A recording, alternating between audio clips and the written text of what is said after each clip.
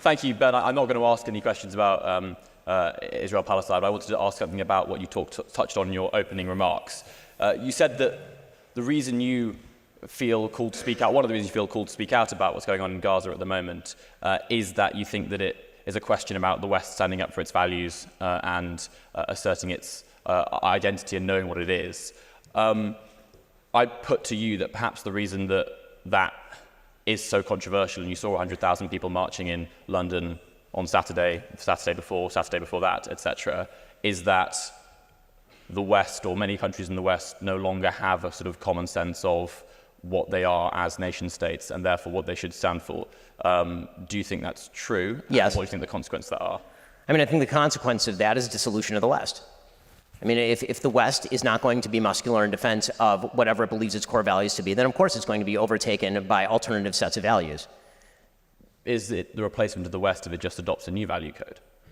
Yes. I mean, if the West is to mean anything other than a location, it's going to have to mean a set of values. And those values traditionally in Britain have meant things like a classical liberalism. They've meant things like freedom of religious worship. These are all aspects of the now Anglo-American system that have been adopted across the pond as well. And when those values fall away, what you end up with is a morally relativistic state that cannot stand up for its own values and has no reason to continue.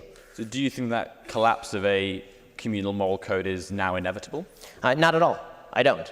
In fact, I think that there is going to be quite a backlash to the insane self-blinding that has taken place by the West. This belief that everybody is at root thinking the same sorts of thing and engaging in the same sort of incentive structure. I do not think that that is the case. I don't think the West always believed that. This is not to say the West is perfect, that the West hasn't made enormous and horrifying mistakes. The West certainly has. But the West value system is certainly better than the other value systems that have been made available to the planet over the course of the last couple of centuries. I'm sure you'd agree with me in that the foundation of a lot of the moral code of the West is sort of Judeo-Christian. Do you think that mass secularization post the Second World War, at least in the United Kingdom, it's been much more delayed in the United States? Yes. I mean, I think that the religious Judeo-Christian values that have been brought into the secular world by a diverse society, and then sort of secularized in terms of the way they've been embedded in our laws. Yes, I mean, I think a lot of the Enlightenment values that originally had their roots in Judeo-Christian culture, I think those are beginning to wear away. I think that we're suffering from what one author called the cut flower syndrome, that if the idea is that Judeo-Christian values have to undergird a system of Western liberalism where there has to be a common agreement in terms of the things that we hold dear and the kind of good that we hold as the highest good in order for there to be room to stick and move within that good and toleration of minorities and the marginalized within that same framework. It has to be an agreed upon framework. When you cut that off from its fundamental religious roots, it's very difficult for the flowers to survive. They can survive for a little while in water, but eventually they wither. So if you don't think, can I ask one more question very quickly? Fine. Thank you. If you don't think then that the loss of a common moral code is inevitable, do you therefore think you'll see massive, rapid desecularization of the West? I think that you will see that. I do think that you're going to see people seeking community. I think that we've seen extraordinary isolation of people, atomization of people. This is particularly true during COVID, and I think people are seeking a sense of community. I think, unfortunately, many people are seeking community in political movements, which is quite dangerous. Atomized individuals tend to band together in revolutionary movements, but I think the substitute for that would be to re-engage with a lot of the local and important institutions that used to provide the foundation for a happy life for people, and those traditionally were family, church, synagogue, mosque. Right? I mean, those would be the things that people engage in. Thank you. Thank you very much for being here. I wanted to ask you a question about the American political climate. So your analysis of the previous two American presidential elections and your forecast for the upcoming 2024 election is that the candidate against whom the election is a referendum will lose. Do you think this is an inevitable consequence of America's two-party political system or just a recent trend caused by the nature of candidates offered to the American electorate? No, I think it's probably an inevitable consequence of a two-party trend. I think it's very difficult to think of a presidential election that was a positive referendum on the candidate. Probably the last one in America was 2008, where people positively voted for Barack Obama because they thought of him as a transformative figure. But that's a rarity. The usual nature of politics is sort of negative in orientation. And so I don't think there's anything unnatural about that. My only call has been that both parties should nominate somebody who's sane. The first party to rationality in the United States is likely to win. Unfortunately, we have on the one hand a geriatric doctrine, and on the other hand, we have Donald Trump. So The American people chooses its own candidates, and as H.L. Mencken said, democracy is the theory that you ought to get what you deserve. The American people are about to get what they deserve, good and hard. So that is what it is. So on that note, do you think that the states would benefit from a stronger third party like we have in the UK or in Canada, for example? I don't think that the system lends itself to it very well because, again, it's not a parliamentary democracy. I mean, the idea in the United States is very much built around this sort of binary two-party system. It's very difficult for a third party to make serious inroads. What we have seen over the past few years, it's a lot easier to take over one of the major parties. Right? Trump effectively took over the Republican Party from the inside and changed it around himself. And you can see something similar that could easily happen inside the Democratic Party. Actually, Bernie Sanders has been quite successful at moving the Democratic Party significantly further to the left than it was even 10 or 15 years ago. Okay, thank you very much. Thank you. Let's go to the member in the right hand here. Yeah.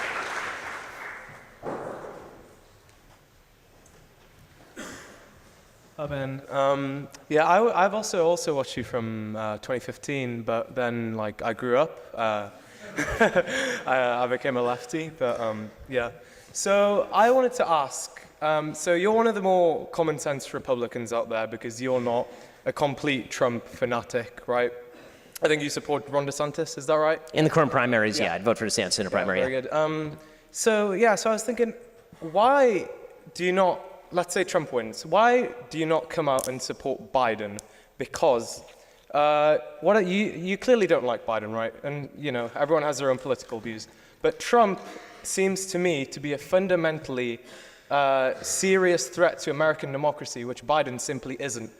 So Trump's called for the suspension of the Constitution, and he's facilitated an insurrection. Biden's done neither of those things. He's been fairly milquetoast president. So why don't you endorse Biden? So I disagree with some of the premises of the question. So number one, as far as Donald Trump being a serious danger to democracy, I think in the best of his imaginations, he probably would be in many ways. But this constitutional system is extremely durable. January 6th was not, in fact, a serious threat to American democracy. It was a serious threat to American order. It was not a serious threat to American democracy. There was no point in time on January 6th where there was a real possibility that a military coup had been launched and Donald Trump would retain the presidency after January 6th. It just was not going to happen. So the institutions of the United States and the legal institutions remain quite strong, and we're able to hem in whatever Donald Trump's peculiar desires are on the one hand. On the other hand, there are different types of threats to democracy. So Joe Biden, for example, has used the power of the executive branch in new and exorbitant ways. Most obviously, for example, when he tried to use OSHA, which is the Occupational Safety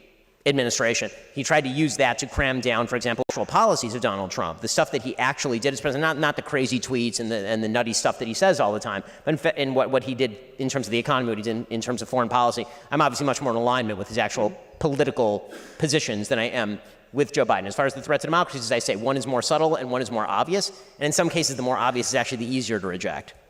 Well, I don't know. This position seems quite strange to me because you've essentially conceded that Trump does not believe in American democracy. He doesn't believe in American institutions. But I think he believes in Trump and pretty much nothing else. Yes, I think he believes in Donald Trump and not much else. Yeah, precisely. But okay, sure, he might not be able to create the Trump dictatorship, but is it really healthy for a democracy to have a leader in charge who does not believe in any of America's institutions? Say what you like about Biden, but he is proudly American. He believes in the institutions of America. Surely you should support him over this egomaniac. Well, I mean, I don't think he actually believes in some of the institutions. I mean, he's attacked the Supreme Court would be a good example. He's attacked the Supreme Court with alacrity in the aftermath of the overruling of Roe versus Wade, for example. His party has talked about packing the Supreme Court. When it comes to the use of He's not packing it, though. His party has talked about it, right? You're right, he has not. And Donald Trump talked about a lot of stuff, and that hasn't materialized either. So again, would I prefer that all of these candidates go away? Absolutely. I prefer all of these candidates go away. This is why I say first party to sanity wins. Okay, I mean, that's fair enough. I think that position is very untenable, but I'll leave it out. Thank you. I think we'll take...